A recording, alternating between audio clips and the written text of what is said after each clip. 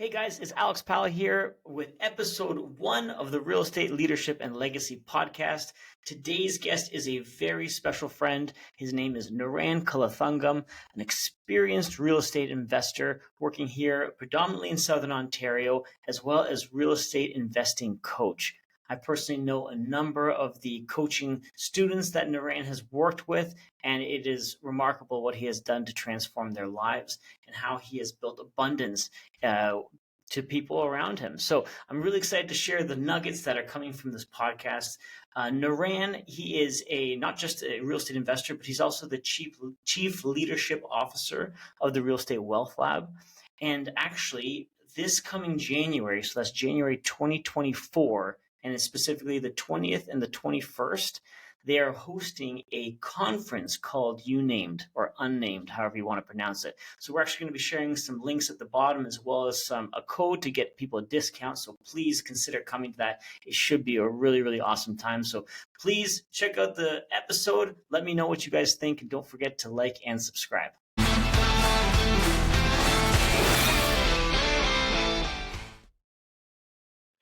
Hello, ladies and gentlemen. It's Alex Pala here, and I am joined today by my good friend Niran Kulathungam. Now, I've been practicing really that. Good. I've been practicing that. You said you got to make it sound tribal, so I'm working on that. So Niran, I've actually known Niran for a number of years. Back in when I first started with Rain, and you've always been somebody that I found is inspirational. I find you to be a natural leader. I know, in your past experiences, I know a lot of your coaching clients. You've had a major impact on a lot of people I know who now even I consider leaders. So you have this natural tendency to bring the best out of people. And so I want to pull you in. I want to talk to you a little bit about, real estate, leadership, and legacy, because those are the 3 pillars that we want to hit on this podcast. And so just a very quick introduction, and of course, correct me on any of the things that you want to add to or anything like that. But Niran, you are the Chief Leadership Officer of the Real Estate Wealth Lab, okay? And so, as well as you are in the process of creating a conference, I guess, starting January 20th and 21st. We're going to get into some more details on that at the end, because I know you were talking about a link. And as well as, of course, you have incredible experience when it comes to actually real estate investing. And so you've gone from the small single families all the way up to larger multifamily properties. Is that correct? That's correct. Yes. Cool. Perfect. Okay. So I want to start at the very beginning, and then we can dive into a little bit more about the Real Estate Wealth Lab, as well as this conference that you're in the midst of rolling out. But I wanted to kind of hear your story. How did you get into real estate as part of your trajectory towards creating wealth and leadership? Well, Alex, first of all, thank you for having me on this call, on this podcast. I still remember years ago, must have been 12 years ago, at Rain, you and Kaylee, you walked over to me and said, I want to take you out for dinner. Are you available? And I went, who are you talking to, me? You want to take me out? And I remember going out and you told me a little bit of what was in your heart and in Kaylee's heart of what you want to create. And I had these conversations with a lot of different people, but there are certain people that stick out as people that have not just a conversation. They don't just make promises. They actually keep their word to themselves. And I watched over the last few years as you and Kaylee have really stepped into that calling in your life and have been really being able to build that. And I've watched in real life how you've built it in step by step, process by process. So well done. That's awesome, man. Out of the way right at the beginning. Thank you. And that was a hell of a good dinner. I remember that. I remember that distinctly. Yeah, absolutely. Thank you for sharing that. That's awesome. You're welcome. So I got into real estate by accident. And by accident, I mean, my undergraduate degree is chemistry biology. I worked as a chemist for a few years. I have a master's degree in New Testament theology from McMaster University. I church planted, which meant I grew churches in areas where nobody wanted to go. And the church I built went from 2 people to 250 people. It's The amazing. and So all just a quick question yeah, on that, actually. So you chemistry, biology, and then you actually got into theology. yes. Why divert? What caused Um, that diversion? from the time I was 13, I've always felt this sense of calling towards helping people create a really meaningful life. Hmm. And for real meaning to be created, you need to have access to what I call truth, not just what you think or what you believe. And that's where the sciences really came into play. Then I also found that people needed to have a connection, a spiritual connection to something greater than themselves. And that led me into theology. And I've always known I would end up there.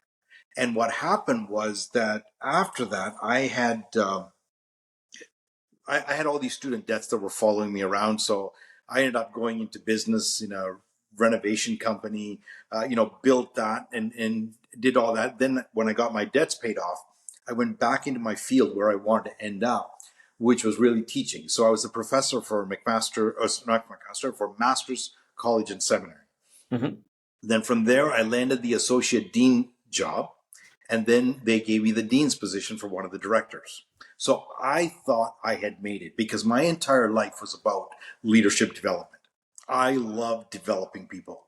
Like Yeah. I can see when people talk to me, I can see what is desperately wanting to come out and what gets pushed down with the mundaneness of everyday life. And so I thought I had arrived. Here's where real estate came into play.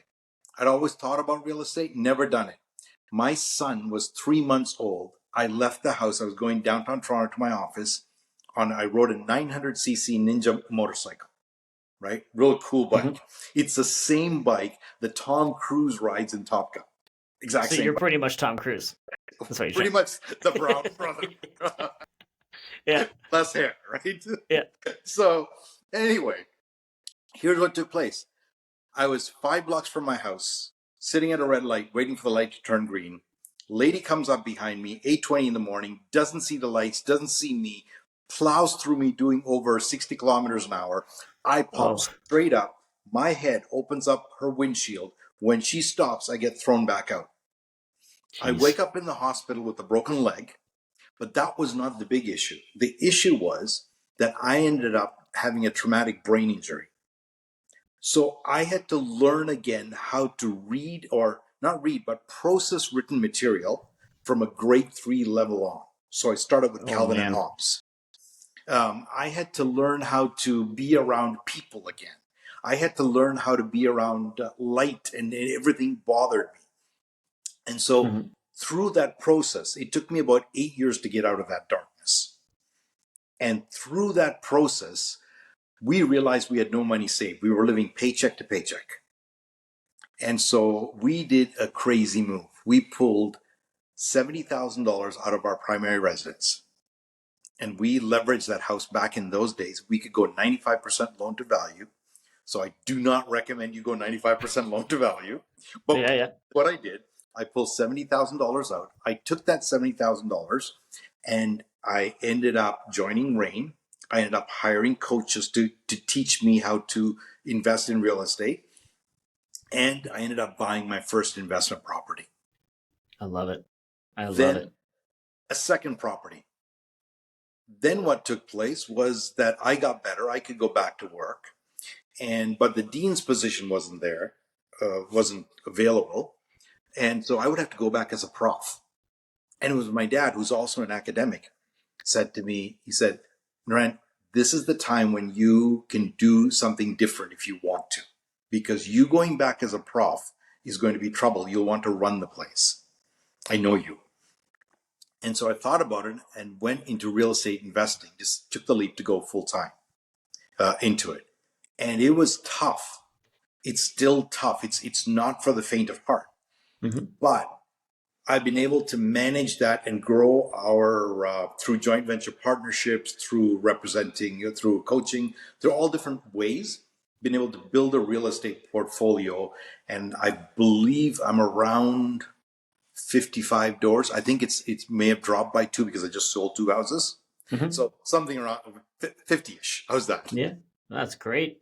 It's amazing. Honestly, it's such a wild story. And, I find even like, I don't even know which part to focus on first, but from the accident portion, I find that whole, they say that the best things grow in shit, that's the truth in all. That's true. So, yeah. And so, to have to persevere, because a lot of people would use that as the crux that fails them till the end of their life. And that just rolled out, and that's just what happened. These are the cards I've been dealt. It takes a special person, and I think it takes a special mindset, especially to persevere with such an obstacle in your path. I think that's amazing. I can't imagine how 8 years of just trying to push through that to get to the other end. And now look, you're considered one of the, especially in the RAIN community, in the real estate investors community, you're incredibly well respected, and people consider you as a leader to lead others that has been born from this like perseverance. I think it's amazing. And so now, from the onset of having completed that, I guess rebirth, for lack of a better word. Yes. Now, what has made you veer towards leadership? Because of course, leveraging your property and taking whatever else you can. By the way, to the people listening, when you're doing something that is that dramatic or that impactful to your life, throwing all your cards on the table is nerve-wracking. However, when you're doing these things, it's never works. Well, next to never works if you're doing it a la carte. If you're just going to dip your toe in the water a little bit, and I see this all the time, people get a coach or do some sort of training, and then they just try it by dipping their toe in the water, and then they're like, yeah, it didn't work, wasn't for me, But, taking that kind of a drastic move, you were like, I got to succeed. I have no choice but to succeed. I've leveraged everything. I've put all the money on my cards on the table. Well, I think I had some things going for me.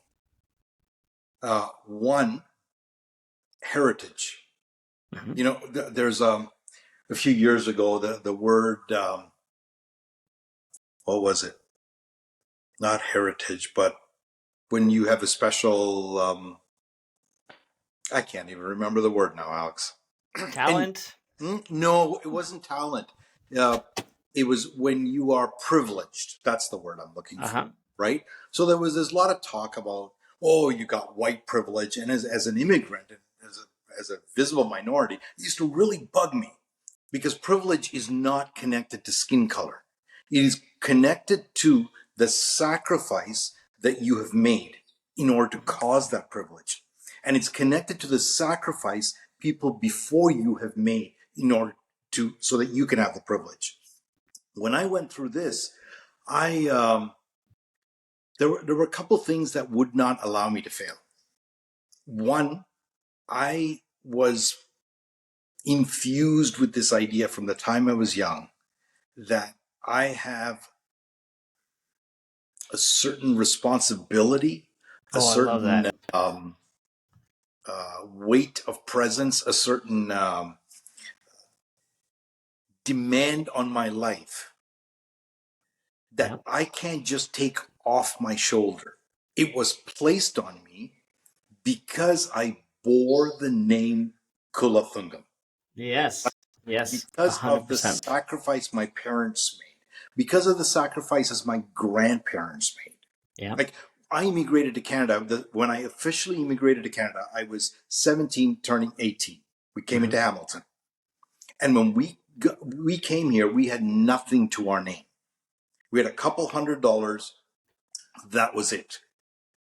And the only reason we had nothing to our name is because we were coming from Sri Lanka out of a civil war.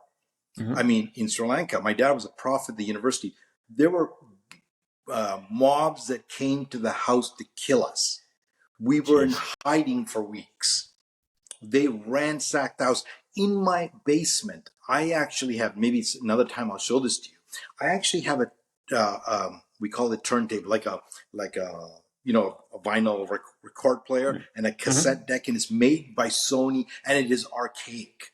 And it's still there. The reason it's there is because the first time when my dad did his PhD at Mac, we were in Canada, and we had gotten this, somebody had given us this, and it went back to Sri Lanka. And when they ransacked and the riots took place, somehow underneath the rubbish, this had survived. But the speakers and Amazing. everything had gone. And so we had actually, because it's all we had actually brought it back to Canada. And to this day, my iPhone plays better quality music than this whole thing. Mm-hmm. But this whole thing means something. For sure. It's a symbol, right? So I think that for me, I was always infused with the idea that I carried in myself a sense of responsibility to the people before me and to the people that come ahead of me. And because of Dude, that that, is so amazing. right? Yeah. Secondly, I had a family network that would not give up on me. They just would not. My dad, my parents would not give up on me. They said, "We're just going to pray." And thirdly, I come from a faith. I'm a Christian, but I make no bones about it. I'm a follower of Christ, but I come from a faith that has been tested. It's not something that was just imposed on me because of my upbringing. It has been tested. I had to stand for it. I almost lost my life for it. And so because of that, there's a strength and integrity that comes from that would not allow me to fail. So I was either going to die trying or win trying. One of the two was going to happen. Oh man, I love that. That is such a amazing story. If I can maybe share a little bit of insight too from Absolutely. that fire within you.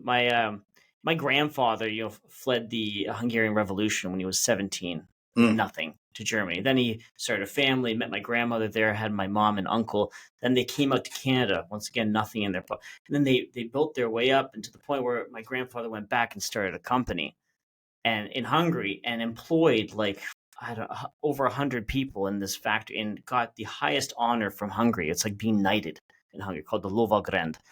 And he did that from nothing, and he got that award for bringing prosperity to Hungary. And I look at myself and I look at the things that I do on a day-to-day basis, and I look at the rest of my family and how hard they've worked to get us, myself, my brothers, to where we are here with roof over our head, clothes on our back, and the food on our table. And I'm like, I have a duty to to do better, to provide my children with something even better, to provide them with the tools that they need to succeed so that when I pass, they are even better off than I am. And that's not just monetarily, that's intellectually, that's confidence, that's spiritually, that's all of that to become a more Yes. wholesome individual. I think it's our duty. I love that you shared that because I find such commonality in that. I think that's such a beautiful story. So thank you. Thank you so much for sharing. You're welcome. And what you just said, that is your privilege. Yes. And the for privilege sure. is not a negative word. Mm-hmm. It is, I'm going to borrow an old thought that I use in leadership development all the time. And the old thought is that actually comes out of Christianity, where Christ says, pick up your cross and follow me. And the cross is not a nice pendant you wear around your neck to look groovy. Mm-hmm. It was the worst torturous method of execution known to man, especially at that time. The pick up your cross means that when you have a certain responsibility and privilege in your life, you do what you can. You do the utmost for others and to bring that to fulfillment. But there are things that you cannot change, things that you will never change. They are just your cross. That is your cross to bear. Bear it. Suffer well. Yes. Because man, they're depending on you. That is awesome. That is truly inspirational. So now tell me when you yeah, there you go. So so now your ascension to more leadership. So now you've kind of overcome this massive obstacle of your accident. You've put all your cards on the table. You've gotten into real estate. You got into coaching. So you hired coaches. You surrounded yourself with the right people, the right network, and then you started buying properties. Now, after collecting and acquiring more opportunities, what made you want to get into inspiring others and helping others achieve the same thing? One, I've always been like that. I have over 4 decades of leadership development. So I've always been in that space. It's just the clothing that I wear in that space changed. So it's almost like I'm automatically preset that way. When I got into real estate, I wanted to be the kind of investor that gave more than took. I wanted to be the guy that could actually inspire change in others, because I like to develop leaders of leaders. And I know that if I can help develop, like, for example, if I can inspire you, I'm not inspiring you. I'm inspiring you and your entire network.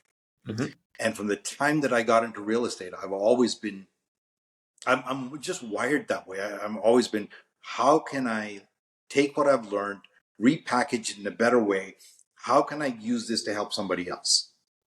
It's automatic. And I come also from a family of academics. My grandfather was the first Sri Lankan to have graduate degrees in English. He was the editor for the Morning Star newspaper in Sri Lanka, and a Shakespearean scholar. My dad has a PhD. When I grew up, I was told I should have 2 PhDs. So it's just always there. Very good. Very, very good. So coming from the theology background, I guess inspiring others, and this is actually an important consideration too. I find that with spirituality and with, I guess, the religious aspect of certain things, I find that, especially in my generation, there's a lot of people that have kind of reverted back from that place. Because, 1 second, do we have maybe a video issue here? Niran, you there? I'm here. Okay, 1 second. We got a bit of a video thing happening. Do you want to shut your video down for a second and shut it back on? All right, let's give that a shot. Okay, 1 second. You want me to come out and come into it again? Yeah, can you come to it again? Perfect. We're back on. All right. Okay, so I marked the time here. So I guess one thing I've noticed too is that from your experiences as a pastor and creating these churches, you have to do that by inspiring people. And it's I find, volunteers. Yeah, for sure, it's all people that want to rally towards something that inspires them. That's why people would go to these functions, churches, wherever, communities. And so I found too, in my personal experience, as a young person, I deviated from places like the church, and I would push it away. I didn't want to go to these places because I would go there and then you just have some person preaching their opinion, which was always, Hungarians are just known to be just negative a lot of times. So you go there and you'd be like, oh my Lord, I'm sitting here for an hour listening to this guy. But now, having actually children, having kids, and understanding that there is a meaning behind a lot of this stuff, it's actually really opened my eyes to a lot of the teachings, a lot of the aspects of kind of the church, religion, all that kind of stuff. So it's very, very interesting. But the question I have to you is, what do you do to help you inspire others? Like, how do you go about as a leader inspiring others? No one's ever asked me that question before. I'm glad I'm your first. Go about inspiring others? I've never deconstructed that, so let me do it in real time live. Okay. My approach is, I have a company called Real Estate Wealth Lab, which I'm the chief leadership officer for. I also have my coaching business called the Ascension Principle. And it really plays in the background. Like, I haven't really pushed it forward because I haven't been building that much. But here's what happens. Do you want me to stop for a minute? Oh, because the video, yeah. 1 second here. Do you want me? Network is dropping on his. Okay, now it's back up seemingly. Now working. Now it's not working. Is there a? Yeah, you're seemingly going. Can I come out of this call and come back into it? Yeah, I think so. But 1 second. Can you just do a couple of tests? Like speak a little bit. Testing 1, 2, 3. Testing 1, 2, 3. So now it's working. Seemingly, for some reason, I guess maybe the network's just kind of wavering in and out. Well, I'm on That's okay. Starlink. I live in the country, and it's cloudy too. Yeah, really. 1 second here. Let me see if optimize quality. Clip still export. Let's keep it going for now. I mean, we're going to edit these parts. We can always edit it later, so there's no worries at all. So ask me the question again, and we'll start from there. Yeah. So, in your experience, and of course, creating churches and being a pastor, and bringing people to a place where they wish to be inspired. What do you do to inspire others? How do you inspire leadership within people? I think one of the things that I do, Alex, is I have a company called the Ascension Principle, which I run my coaching through. But really, that name came about because it's my approach to leadership development. What I've found in my own life and in the history of people that I've studied and in people that I meet is that there's a common pattern that happens. People go through life, and inside of them, they have this moment where they feel a connection to something greater and want that connection to be lived out by the creation of something greater. It could be a vision. It could be whatever they want to build. We call, in business term language, we call it creating a vision, right? But what I find is that as people go through life, at some point, something happens that totally sideswipes their progress, or they never actually execute on what they need to, and the everydayness of life kind of kills it. What happens is that the dream dies, and it doesn't always die completely. It just dies down to embers and is there. Mm-hmm. What I've found is that if you really want to create something big, you have to have a dream that is from outside of you, that is imposed on you in some way. That it's not like you dream the dream, it's that the dream captures you. Mm-hmm. Then what happens is that that dream often will die. And then it needs to be reborn in a different way that you've never envisioned before. And so whenever I'm talking to people, I'm looking for, where's the dream? Where's the death? What's waiting to be reborn? And so it's an approach I take to all my conversations. So you're almost from a visual standpoint, you're prodding the embers and reigniting the flame a little bit. It's actually very interesting. I was just going to say,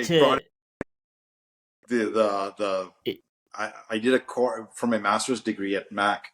I was doing some counseling courses, and the prof, we were going through this book called, anyway, it was a counseling course, and the prof who was teaching it all of a sudden stopped, and he came over to me and he said, Niran, for example, there's only 2 of you in the entire class, but he's highly gifted in what I call shit disturbing. Like, what? He goes, he's got the makeup. He's not your typical counselor because he won't let things just sit there. He'll poke that piece of shit until it stinks. Yeah. That's it. Honestly, I find that what in my kind of growth, I think a lot of the coin term that I heard a lot was your big why.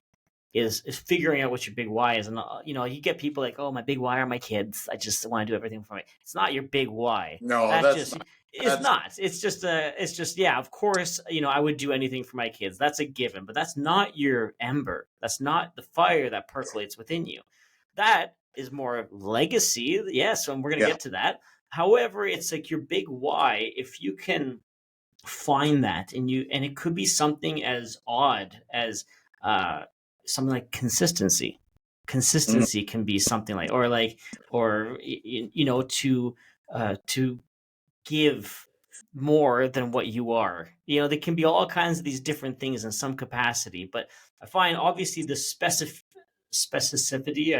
the specificness. I'll be making up some words on this English is podcast, not my that's for first sure. language, so don't look at me.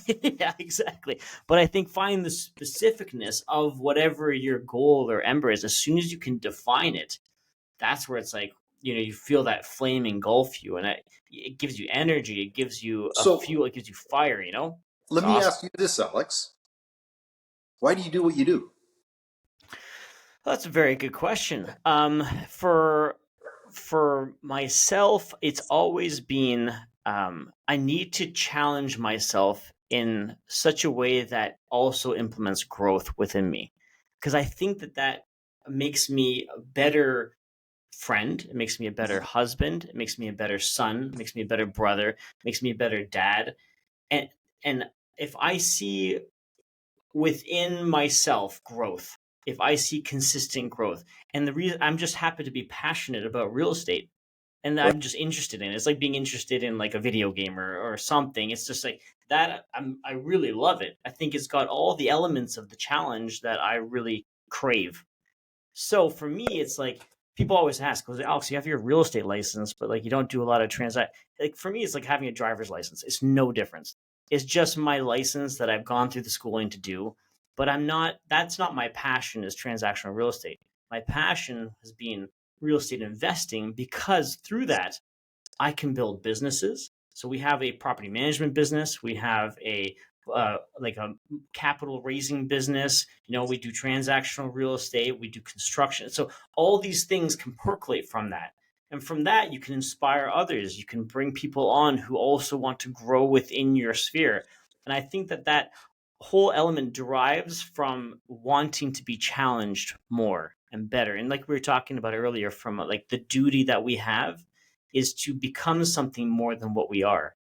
And so for me, it ends up coming out of the filter from all different aspects, from my relationship with Kaylee, to the relationship I have with my boys, to everything around me, to the relationships I get to build with people like you.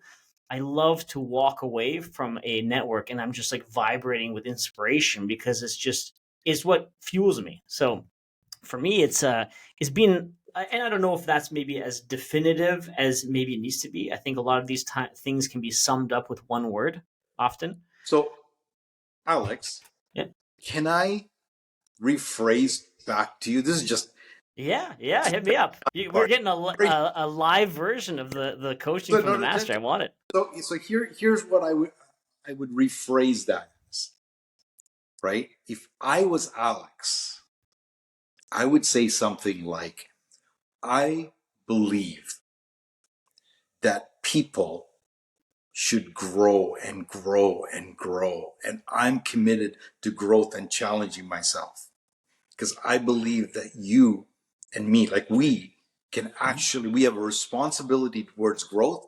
We are going there. Oh, by the way, we do this in the world of real estate.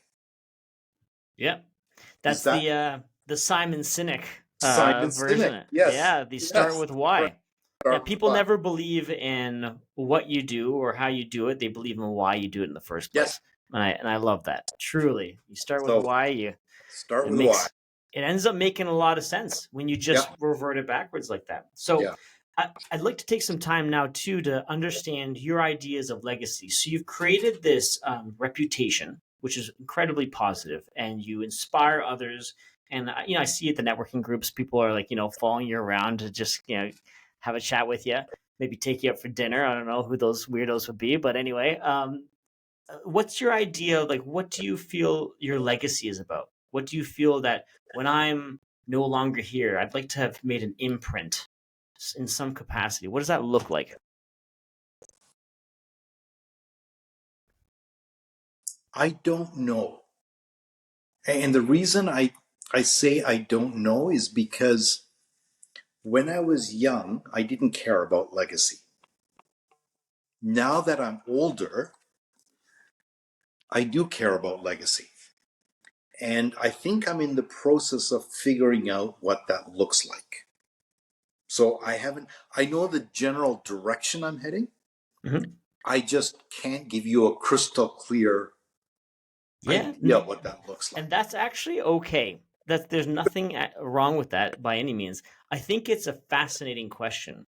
And this is part of the reason why this podcast has kind of come to fruition, because we see people who are building wealth, or people who are changing lives, or people who are inspiring others, or you name it, creating businesses, or employing multiple people. And it's like, what does that look? What do you want to be? What do you want to leave? How do you want to be? Uh, it's not even. It's not even what do you want to leave behind. It's like, what change would you have liked to have inspired within others? So let me kind of orbit that question and pull it in a little bit tighter in my answer to you. I think, I was in a meeting a while back, and we were talking about money and stuff, and somebody said, well, Niran, he should just walk down the road and people throw money at him. And then one guy, he said something interesting. He said, well, if there's money in the room, Niran's going to go after it. And he meant it as a negative. And I stopped. And there was, and I dealt with that in a certain way. But but that kind of stayed kind of like like an irritation in the back of your head. Yeah. And I realized something. If there is money in a room, I will often move towards the money. But the reason I move to the money is not because I'm greedy for that money. The reason I move towards the money is because the money represents a pain point for the person with the money. It is often a conversation about, I don't know what to do with this. I'm stressed. My family wants me to do this. My bank wants me to do this. Like, I'm totally overwhelmed. Or I need money. I've got a kid going off to university in 4 years, and I've been working 50 hours a week, and I don't feel like I'm getting ahead. And what happens in that entire conversation is that they're calling their purpose, their dream of who they're meant to be, and the legacy they want to create gets stifled. So I want to be known as a catalyst that actually is able to create massive change in people through what I call not knowledge, but intelligence or wisdom. That's one thing I want to do. Two, I want to help people find more money, create wealth. Because money won't buy you happiness, but it sure will buy you a car, put your kids to school, get a coat in the winter, and you take your wife out for dinner once in a while. Yeah, right? My grandmother always says that money can't buy you happiness, but it's easier to cry in a Bentley than on a bicycle. Yeah, that's good. That's yeah. I love that. But honestly, I think that whole idea of pursuing money, it in real estate is funny, because there's this line of, like, that snake oil salesman with the greased back hair going door to door versus the person who holds the opportunity. And I know you, Niran. Obviously, I know you have a good reputation amongst your investors and everybody. You are the one who creates opportunity. I think that those people are much more rare. There's an abundance of money out there. Money comes and flows freely. The question is that what do I do with the money? How do I generate more money? How do I create passive income? How do I create legacy? These are all ideas that often people don't have the answer to. And when you're talking about being the catalyst, you're tying these two elements together. You're saying, okay, well, I've got the knowledge and the opportunities that I can then help. And you wouldn't be successful if you didn't help people. Not in this industry. The word travels quickly. If you don't Yes, totally. It's such a small industry that it's if you wind up in this kind of a situation where you have an opportunity or you've taken advantage of somebody, you will not last. It will not happen. And I find that, people like yourself, myself, when we treat other people's money with even more stringent, Oh, or yeah. more strictness than others. There's this paranoia within us to Yeah. protect the people that we are bringing into our hold, and that makes us. I think if you're not that, then you shouldn't be in the game. I don't think, because Yeah. that is a truly important factor, is to treat other people's money better than your own. But to be Yes. the opportunity person, to create Yeah. that opportunity to flare it into existence, is the true passion, the true skill. That Yeah. is where the skill set lies. And with money, I'm not really placing people's money. I'm partnering with them, Yes, right? of course. But I'm managing the overall project because that's my skill set. Yeah. The other thing about wealth creation. So what has happened for me is that I've actually shifted. It used to be that I was really good with the new investor. Now I'm good with the seasoned investor. Yeah. I want to work with leaders. And if you are new and don't have a single door under you, I can still work with you, but you had better bring the fire and the hustle Yeah. and Yeah. drive to work, right? But I work now with people that, like, I want to be with. I want to help people that want to scale up, That's amazing. right? That's amazing. And the third thing on the legacy front is that I really want to help people have meaningful conversations. I mean, we are taught, we are taught, don't talk about money, don't talk about politics, and don't talk about religion. But those are the three areas in which people's values are crystallized. Yes. And if you cannot have a value-based conversation, then you can't have a real conversation. And we're so Yeah. afraid of offending somebody else. But you cannot communicate unless you take the risk of being offensive. Yes. I love that. That is Right? a JP quote right there, through and through. That's right, And JP. I love it. JP. Yeah. There. Yeah. Yeah. So, So I love that. I so think that the important thing within this, and the reason why people deviate, because you're 100% right, they don't want to offend. But in order to speak, you have to risk being offensive, And in order to think, I think that what truly should transpire, and I hope that, as these pendulums start to swing back, is that people are able to have conflict in a positive manner. Just because someone doesn't believe what you believe or think the way you think or have the same values doesn't mean they're wrong or bad. It yeah, just means that those are their values.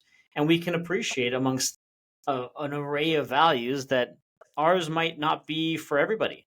But I agree with you completely. I think that at the end of the day, people just need to uh, these conversations. Kaylee and I have spoken a lot about it too.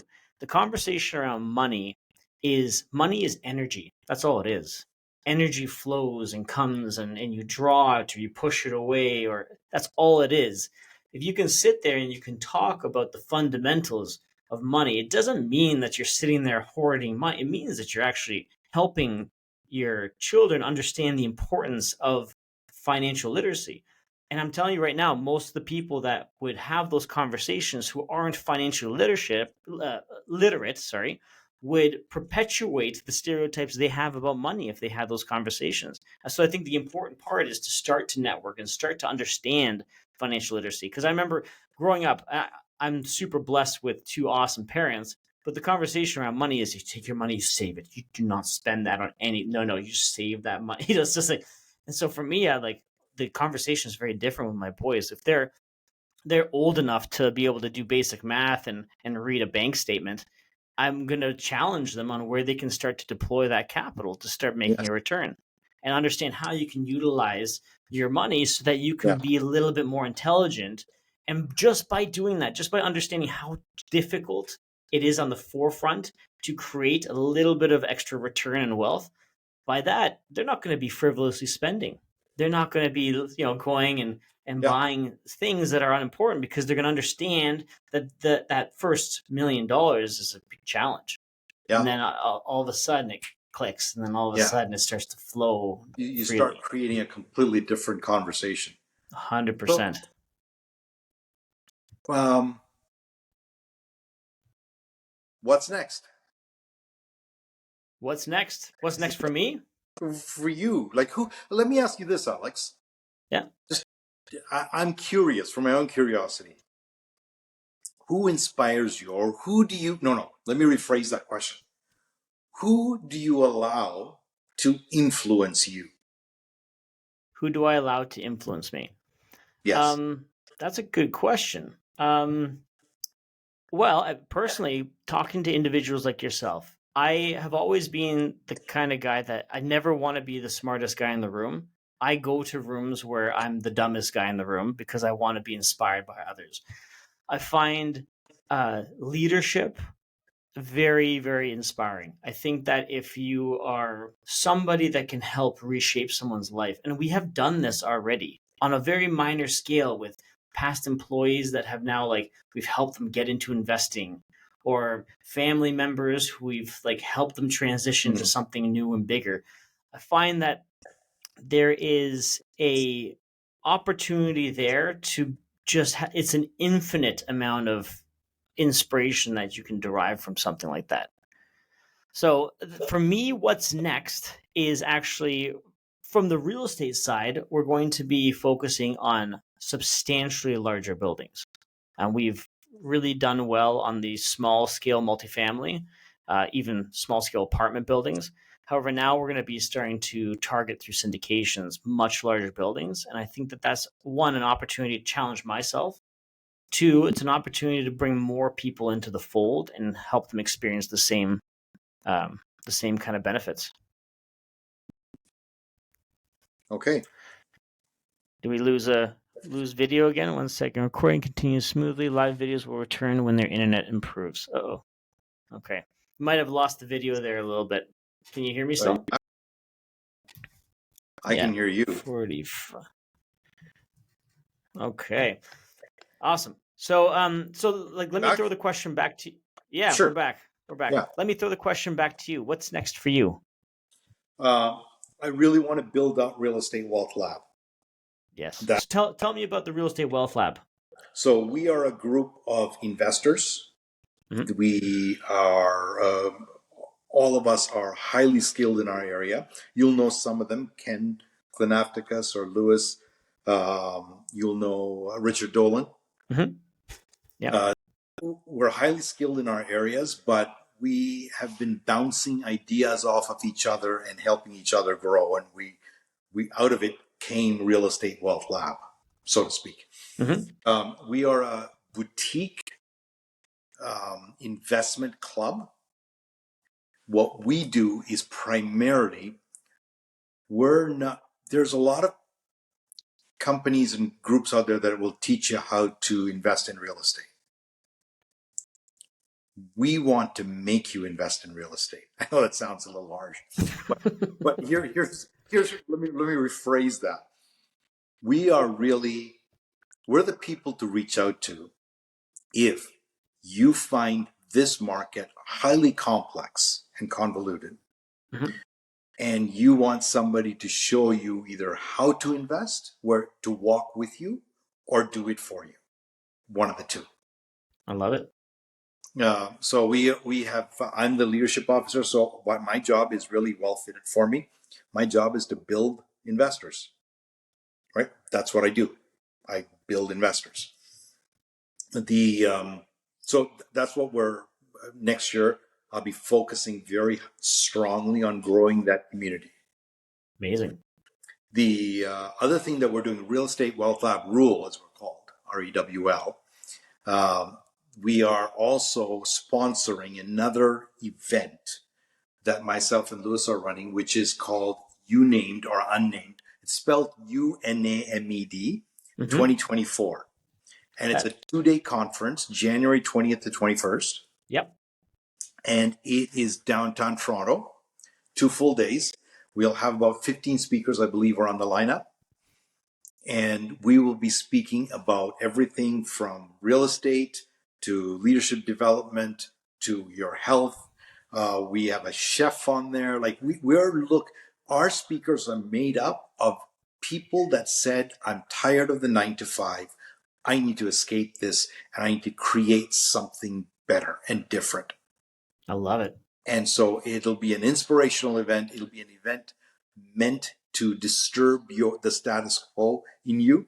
And it'll be an event meant to make you leave the conference going, I got to do something else. Right? I love it. Well, I know that Kaylee and I will be there. And I believe we had spoken that we're going to have a link that we can provide so that if people would love to get tickets, January 20th and 21st, downtown Toronto, the You Named or Unnamed Conference. We'll post the link. I'll put a link to you. Yep. We'll have a special link so that any of your people will get a big discount. Amazing. Right? Amazing. I can promise you 20%. I'm going to try and make that more. Oh, good man. Okay. Good man. Because your type of people are the kinds of people we want that will be inspired on this. Of course. All right. Well, Niran, you are a inspiration and an absolute wealth of knowledge. I'm so grateful to you and your time for sitting here and chatting with us and our viewers and sharing a bit of your story. I think that you're a force to be reckoned with, and I love the fact that that what you're doing is so positive and just full of like life. So keep going, and we're with you all the way. Thank you. And can I, Alex? Can I tell your viewers how they can connect with me? Yes, of course. That's a given. Absolutely. Right. If you want to connect with me, the easiest way is Instagram at Niran, Niran, Kula, Kula, the first 4 letters, and I'll show up. Or you can just Google me. But Niran, at Niran Kula, Instagram, that'll get you connected to me. If you are interested in real estate, realestatewealthlab.com. Right? And then, And we'll post these in the show notes as well, so that people can just click on the link and it'll take them right to you as well. Okay. So, but once again, thank you for your time, and I wish you nothing but all the success. Thank you. Look forward to chatting again. You bet. All right. Thanks, guys, for joining me on today's episode of the Real Estate Leadership and Legacy Podcast. Don't forget to like and subscribe, and please check out some of our other videos. We've got an abundance out there. We've got a lot of great insight and information, and we'll see you guys on the next one.